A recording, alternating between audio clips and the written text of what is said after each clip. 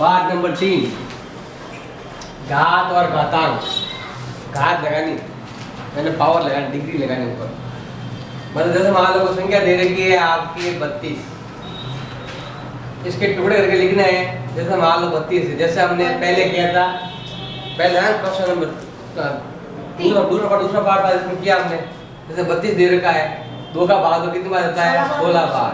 और 2 का भाग दो तो 8 बार। और 2 का भाग दो तो और 2 का भाग 2 बार। और 2 का भाग 1 बार।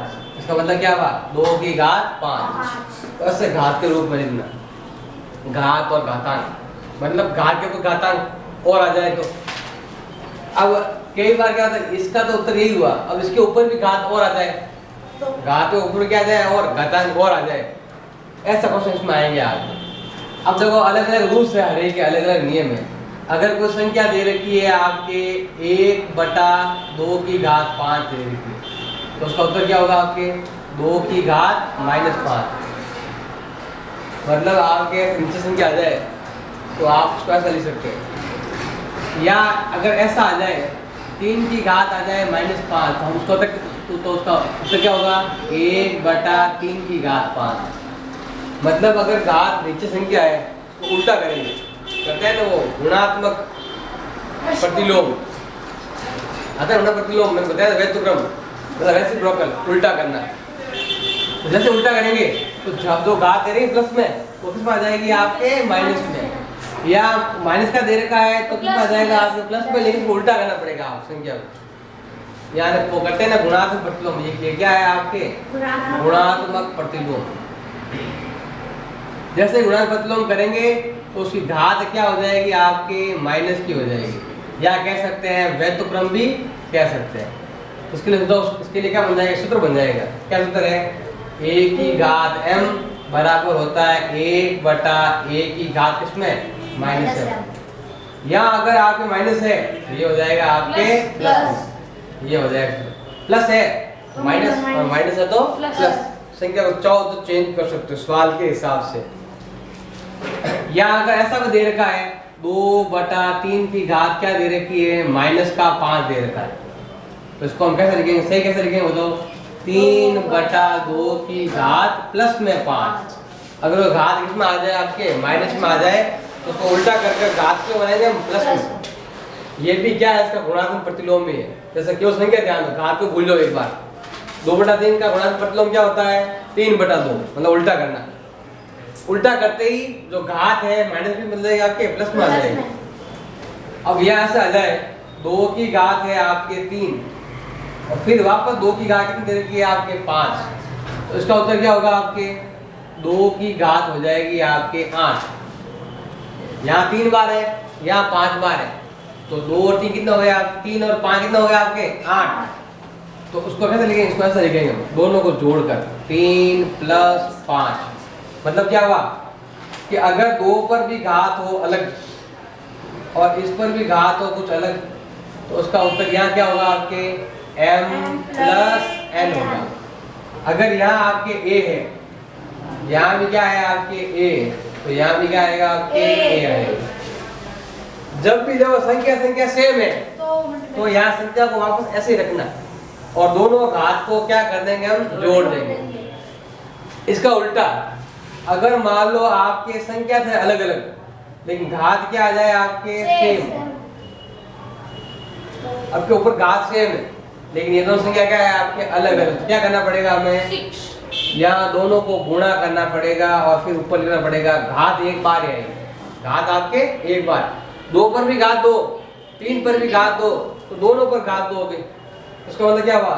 अगर आपके सवाल में लिखा हुआ आया कि a के ऊपर भी घात m और b के ऊपर भी घात m, तो उसका मतलब होगा a × b की घात m। मतलब घात में जो इक्वल है, जो बराबर है। जैसे इसमें आपके 2 बराबर था तो हम 2 को चेंज नहीं किया, केवल डिग्री को चेंज किया। और अगर आपके ये ऊपर वाली घात सेम है तो घात को चेंज नहीं करेंगे, संख्या को क्या कर देंगे? गुणा कर देंगे। घात में तो होती है जोड़ बाकी, और संख्या में होता है आपके गुणा और भाग होता है। फिर देखो आपके अगर ऐसा दिया हुआ है 2 की घात है 5 और यहाँ पर भी 2 की घात कितनी दे रखी है आपके 3 दे रखी है। अब देखो आपके इसका उत्तर क्या होता है, इसका उत्तर होगा आपके 2 की घात 5 माइनस 3। मतलब ये संख्या इन दोनों बीच में क्या भाजक आ रहा है, ये भले ऐसा लिखा हुआ है या ऐसा लिख सकते हो, 2 की घात 5 में भाग देना है 2 की घात 3 का, तो उसका उत्तर क्या होगा 2 की घात 5 माइनस 3। इसका उत्तर आएगा 2 की घात 2। मतलब देखो इन दोनों बीच में अगर इंटू है तो दोनों घात जुड़ जाएगी और कितनी बन जाएगी 8। और अगर इन दोनों बीच में क्या है आपके भाजक है तो 5 में 3 के पीछे कितने बच जाएंगे आपके 2 बच जाएंगे। तो कैसे बचेंगे, देखो अगर संख्या सेम है, यहाँ भी a है, जैसे यहाँ 2 है यहाँ भी 2 है, यहाँ a तो यहाँ भी क्या होगा आपके a, और बीच में कौन सा है आपके भाजक का, लेकिन दोनों जो अपने घात है वो क्या है आपके अलग अलग है mn। तो उसका उत्तर क्या होगा आपके a की घात m माइनस n हो जाएगा। ये सब आपके नियम है जो आपको वहां पर काम में लेने पूरी प्रश्नावली में। ये भी आपके नियम है, ये भी आपके नियम है, ये भी क्या है आपके नियम है। एक और भी नियम है, मतलब कोई संख्या के ऊपर यहाँ 3 घात है, इसके ऊपर 2 घात और आ गए तो क्या होगा बताओ, 2 की घात 3 इंटू 2, मतलब 2 की घात हो जाएगी 6। घात के ऊपर घात आ जाए तो क्या होगा आपके गुणा होगा। तो यहाँ भी क्या करेंगे हम, देखो अगर a के ऊपर घात क्या है m और इसके ऊपर एक घात क्या है n, दोनों अलग अलग है, चाहे एक सेम है चाहे अलग अलग है, एक सेम तो हर एक में नहीं आएगी कोई शॉर्ट में होगी। अगर घात के ऊपर क्या आ जाए घात तो क्या होगा a की घात m इंटू n। तो आपको ये ध्यान रखना है कि प्लस में है तो माइनस बना सकते हो, माइनस है तो प्लस में बना सकते हो, संख्या को उल्टा करके संख्या को रेसिप्रोकल करना है। मतलब व्युत्क्रम करने पर क्या होता है, संख्या पलट जाएगी और जो घात है माइनस की है तो बन जाएगी प्लस की, प्लस की है तो हो जाएगी माइनस की। फिर यहाँ आपकी संख्या सेम है तो संख्या जुड़ जाएगी, घात जुड़ जाएगी, और घात सेम है तो संख्या क्या हो जाएगी गुणा हो जाएगी।